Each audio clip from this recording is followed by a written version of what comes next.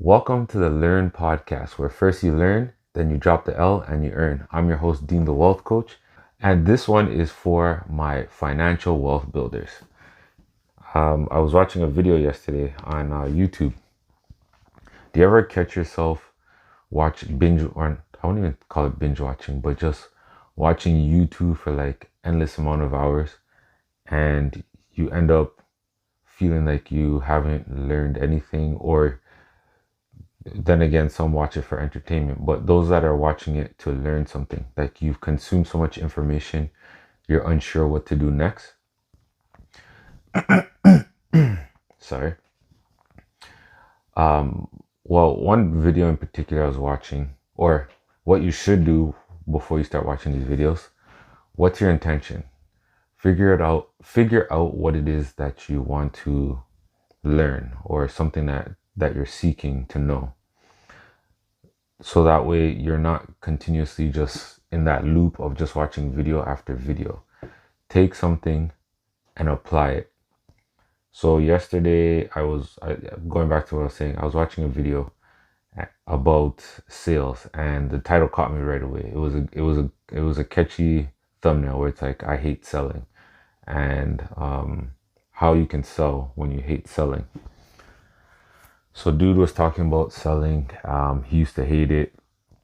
His background was sales. No, he said he made less money in sales than actually teaching people how to sell.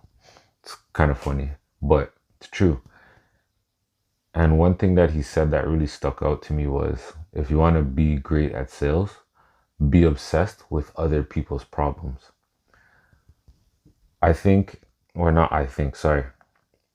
Other people's problems. I think anything you put other people and then a word, you can make endless amounts of money. It's always other people. You have to stop thinking about yourself. Put yourself in the consumer, the customer, whatever you want to call them. Put yourself in their shoes. How are they feeling? What challenges are they having? What challenges are they having?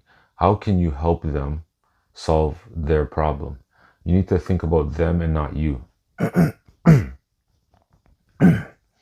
Many people focus on what they think people need, but you can't assume, because when you assume, you make how does the saying go? When you assume, you make an ass out of you and me, something like that. So instead of assuming, ask questions. Find out what their problem is. Where do they lack that you can help them get over that hump? Another thing he mentioned, there was only two things that I picked up from this video, but it was just so powerful. Like, he became so good at sales because he just obsessed with other people's problems. He said, he's like, I don't have problems because I obsess over other people's problems. So his problems pretty much get solved by helping other people solve their problems. It sounds kind of weird, right? But it's true in a way, where if you're not focusing on the problems you have and you're helping other people, that just gets eliminated, because now your energy is over here and it's like, man, I can't figure this out. Like, I'm stuck. I don't have money, blah, blah, blah. Well, because you focused on other people's problems, you don't have money issues anymore.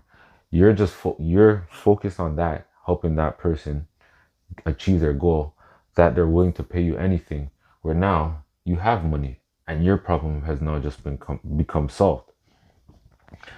Selling is so powerful. Like, the amount of money you can make in selling is unlimited. And a lot of people undervalue the power of sales. That's a skill that everybody should learn to do. Sales is not just a transaction of, hey, here's money for a product or service. You sell yourself every day. You're selling every day, actually. And you sell to yourself as well. Like, the moment you wake up, you sell yourself to either A, pick up your phone, B, go back to sleep, or C, get up and get ready. You have choices. Whenever you have a choice, you have to sell yourself or somebody on that particular something, right? So the second point that he made in the video was, when you're selling, he's like, you want to know the ultimate way to sell? I was like, and I was so glued to my seat. I was like, what? When you're selling, say you more than you say I and me. I sat back for a bit and I was like, wow, this guy's right. That's powerful. People don't care about you. People care about themselves. What is this benefit to me? How is this going to make my life better? It's always about me, not you. That's the way customers look at transactions.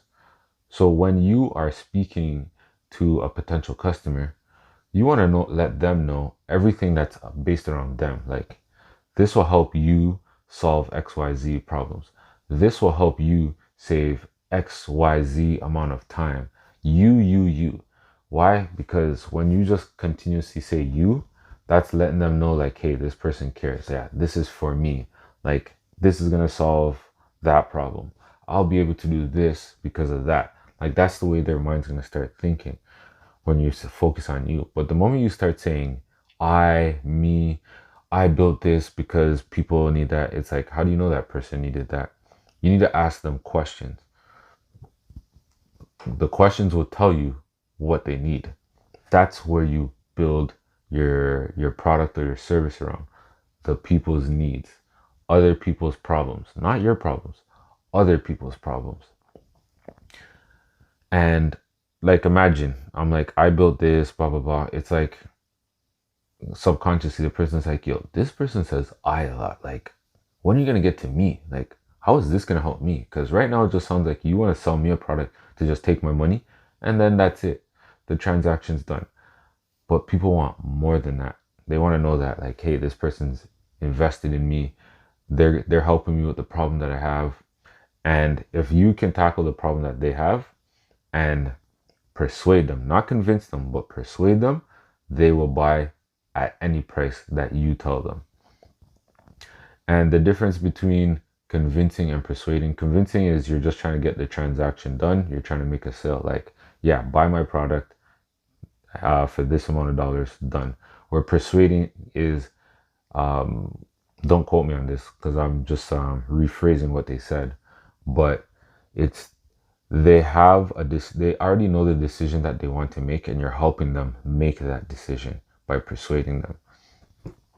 That's what I picked up from the video. It was a very powerful video. I think it was only like 12-minute long, but it was just so jam-packed with valuable information that I want to share with you guys so that you guys can apply this to your life. Because remember, this is the Learn podcast, where first you learn, then you drop the L.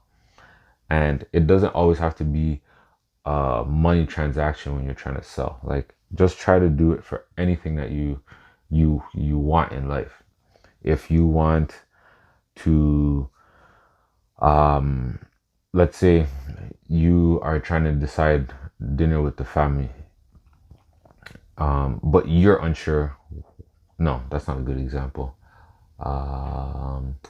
Let's say you want to buy a brand new TV, but you know your partner's not going to go for it. Say all the benefits to them. Like, hey, what do you think of us getting a new TV, a new smart TV? It'll help you navigate through channels. I know it's a horrible example, but it'll help you navigate through channels. You have the option of Netflix. You can talk to it. You can go on the internet. Do you see how I just kept saying you and not me? So it's like more of a benefit for them than it is for me. That's what you want to practice. It will take some time to get in the rhythm of it. So what you do is, A, do what I'm doing, turn on the camera, talk to yourself, and record yourself, and then play it back for yourself. Or B, look yourself in the mirror, in the washroom, wherever you have your mirror, and try it out. If you have kids, try it out with them. Make it you-centered. Another thing that I wanted to just throw out there, I went out yesterday, and one of the conversations we were having was about how we make payments, or how we pay for things. And the majority of us, we use credit cards. So with credit cards, a lot of people think, or not a lot of people, sorry. There's people out there that are like, nah, I don't use credit. Oh, I have a credit card, but I don't use it. You should start using it. Why? Because the credit card is like the ultimate, like it's like the key to get it into like many doors when it comes to banking institutions or getting loans. If you have a credit card and you're not using it, you're pretty much in the boat of somebody with new credit or bad credit. It's like this person never used it. We don't know if this person's capable of paying back these loans. So what you want to do is, or not what you want to do, but look at the benefits of a credit card versus a debit card and cash. If you have cash, you lose it, it's gone forever. If you want to make a large purchase, you can't. Your currency, depending on which country you go to, may or may not accept your cash. Debit card. If while you use it, you get nothing for it. You just use it and done. Sometimes you can get charged additional fees if you use different bank machines to withdraw cash. You have a limit to how much you can spend on a debit card. Now with a credit card, you have a limit, or you have a limit for the card, but you can spend up to that limit in the store. The card's universal, so you can use it worldwide. You also have protection on your credit card if it was stolen, or if it was used to commit fraud. So you have many different things. Oh, and the biggest thing with a credit card is you get perks, where debit card doesn't give you perks, cash doesn't give you perks. So with a credit card, you want to use that as frequently as possible to help show that your credit, you have a history of making payments and you're actually using the credit card. Credit cards have done so much for me from the day I've got my first credit card up until now. I started off with a $500 credit card and was able to get over $80,000 through the bank that I was with previously based off of that $500 credit card. And that was just me continuously using it, paying it off, building that relationship with the bank. When you're trying to build wealth, credit is one of the factors that will come into play to help you establish, or will help you with building wealth. Not necessarily you to purchase large items where you're unable to pay for it, but if you're looking to get, say, tap into the real estate, into real estate investing, you're gonna need credit for that. If you're starting a business and you need funding, you're gonna need credit for that. If you're trying to get office space, or even rent, or you're renting, you're gonna need credit for it. Credit is something that you need all across the board, no matter what it is that you're doing. Even for certain jobs, they do a credit check on you. Trying to get insurance, car insurance, they do a credit check on you. Your credit is very important when building wealth.